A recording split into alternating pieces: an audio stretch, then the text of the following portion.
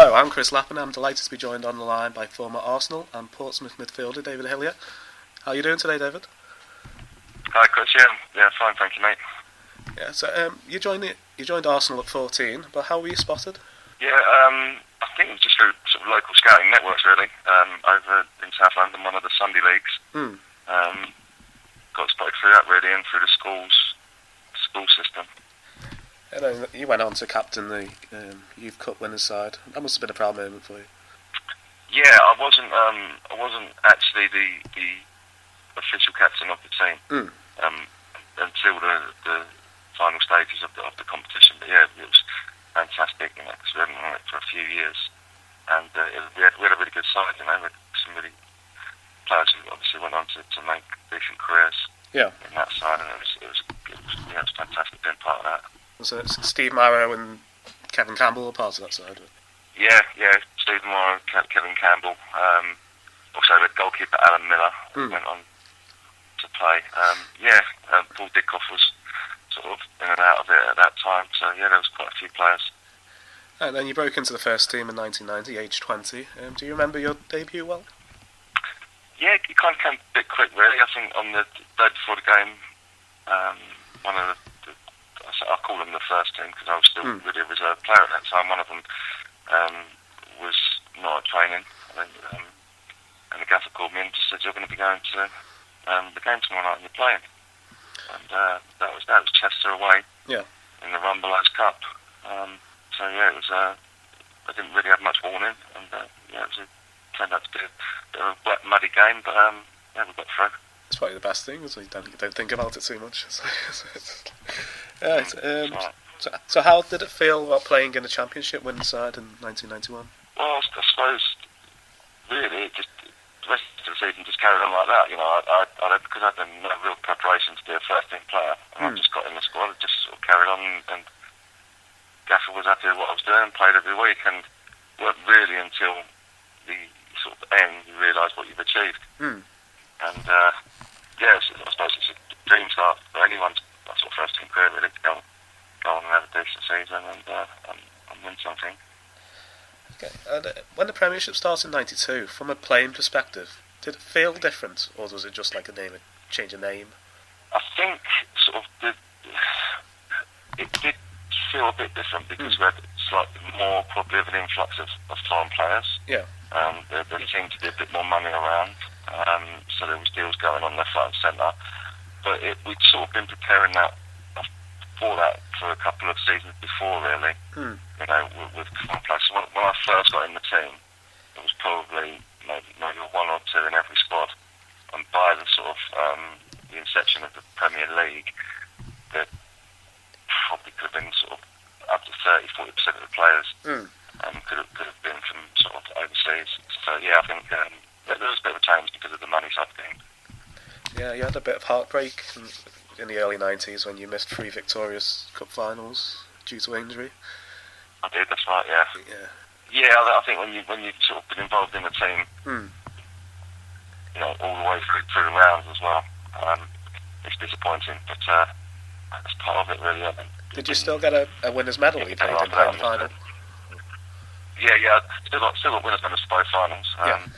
But as I was going to say, it didn't get any better because a couple of years later I did the same in the Winners' Cup final. Yeah.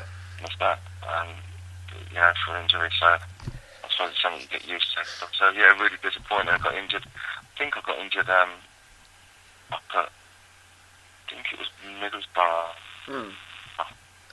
So Middlesbrough Sunderland, a few weeks prior to the finals, got in knee ligaments. So yeah, really disappointed.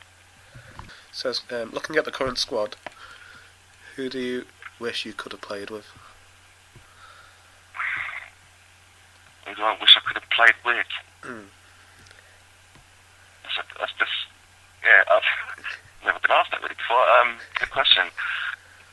I suppose current players, I think for me, I'd have to say Alexis, because he's just so lively. Yeah. And he'd be everywhere helping you out. He'd be one of those players that you wouldn't have to tell him to chase one of your passes into the corner. If it weren't the best pass, he'd do it anyway. So he'd be good to play. I mean, anyone I think from our era would love to sort of play in today's sort of side. And be trained the way they've been trained and play that kind of football. And I think you wouldn't be able to just put us in there. You'd have to sort of, have a couple of weeks with them. But it would be good. I think it'd be good just to play in the team. I think a little defensive midfield role for me. Maybe 5 minutes at the end of one game. You never know. Yeah, might call me up. I read a quote from you saying that George Graham just told you to win the ball and then pass it to Anders Limpard. Yeah, he sort of. It probably wasn't. Yeah, it's probably been changed a little bit over the years. But his philosophy was pretty simple. We had players in the team to stop the opposition from scoring, and then we had players in the team who would score for us. And part of the midfield's job was to win the ball and to get it wide. That was the way we played. So he would say, get the ball. As soon as you win it, get it down. Give it to Anders Limpard. Get it out to Brian Marwood, who was playing on the other side. They'll do the business for the other four up front.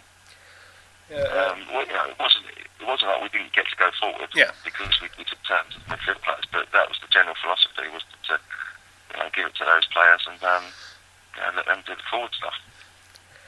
You moved on shortly after Arsene Wenger arrived. Did you ever feel a sense that his success would lead to him being there for 20 years? I think sort of again back then, managers weren't changing jobs every season, 2 seasons. Some last 6 months now, don't they? I think they was looked at as more long term than. So you expected him to come in for a couple of years at least. No one expected it to be a quick turnover. But I think with his initial changes in his first few seasons, I think it was quite apparent that they needed to hold on to him. Yeah. I think 20 years later, it's an incredible achievement. And for someone who's not, won lots of things over the most recent seasons, because most other clubs would have changed their managers. But it just shows you what he's built with the club and how well respected he is. That he's still there, and I think he should still be there. Okay, and after you spent some time at Portsmouth, did you enjoy your time at Pompey? Yeah, I think it was like sort of, it was a bit like he'd been let out a little bit. If I'm to be honest, he went down to Portsmouth. It was with Terry Venables, Terry Fennick. So they was Fen being an ex-footballer, I knew that lads like to have a good time and that. And although we worked hard on the training pitch, there was a sort of big emphasis on social. So it was a good place to go. It was easy to settle in down there. And we didn't do too bad over a couple of seasons. We got our heads down and played all right. Played with some good players down there. It was just sort of, it was never going to be Arsenal. But you only realise that when you've left Arsenal. So, but from my point of view, it was nice. It was nice to go down there with the family and that, and enjoyed a couple of seasons, and they had great support down there. So you can't knock that. I had really good support from everybody. Just shame seeing where they are now, really. Yeah, you then went on to play for Bristol Rovers, making over 80 appearances. Was it Ian Holloway that signed you? Yeah, Ian Holloway signed me. He'd actually signed a couple of other players from Portsmouth because they'd gone into administration. Oh, right. So he took Andy Thompson and Robbie Packett down there. Yeah. And just said, do you reckon David had come down? So it was actually, I think, Tomo phoned me, Andy Thompson, and said, I guess I wondered. And I said, we sort of wasn't getting any younger, and thought I'd just have a contract for a few years. And I'm still in Bristol now. The kids went to school in Bristol and that, and it's really nice. And I had a lovely time, and again, great supporters down there. And it was pretty much the same as Portsmouth, just at a slightly different level. We kind of achieved nearly in a couple of seasons, and then had a couple of bad ones. After retirement, you had a brief spell in management. Is coaching something you're looking to get back into, or management? It's not at the forefront of my agenda at the moment, to be honest, because I'm more concentrating on doing sort of leader stuff. I've been working with a lot of Arsenal over the past 5-6 seasons, and done some sort of little bits and pieces for the other sort of TV companies and radio companies, and I think that's the route I'd rather go down. I did the coaching for a little while. I think that the level I was at, sort of non-league, is very difficult without the finances. But was gonna, if I was thinking of doing it, I'd certainly try and do it at a more professional level. I think. Yeah. Next time. Yeah, definitely. But it's always an option. I've got a couple of badges, so it's something I can get back into quite quickly. But there's a lot of lads out there doing it, and they're doing a good job. So I'm going to go down the media route if I can. Yeah. I also read that. Are you currently a fireman? I am, yeah. Currently a fireman. I'm currently in between nights. So, there was a night last night and nights tonight, so a little bit of a rest this afternoon. Yeah, it's a bit of a career change. How did that come about? Well, I left Portsmouth. I left Bristol Rovers when I was I think I was 33 and a half, and then briefly sort of had a little spell at Barnet, and Martin Allen gave me a ring. I went down there for a little while, but it was just, I didn't want to go back to London, and I was quite happy in Bristol with a family. So, basically didn't do nothing for a couple of years, just sort of dwindled about and dabbled in, a little bit of building and stuff and that. And then it was just, like Mr. said, you need to get something sort of a bit more regular, just something to go out and do. And on the radio, literally, recruiting, and we were driving past the fire station at the time, so we went, pop in and see what you got to do. So I went, alright, and kind of popped in, and sort of a year and a half later, I got through the process, and just, I just thought it'd be a good job, it's 4 days away with the lads sort of thing. Yeah. Playing with boys' toys and that, and going out, and a lot of sport involved, and just thought, obviously it's a good ethical job as well. And, I'm not saying that, but I didn't look at it from that point of view. I just thought it would be, a good little job, and it's turned out to be one. Yeah, it's alright. Right. So before we go, do you want to plug your social media, or Twitter, any websites? Sorry, mate. Before we go, do you want to plug your social media or any websites you're involved with? Put my you can sort of add my Twitter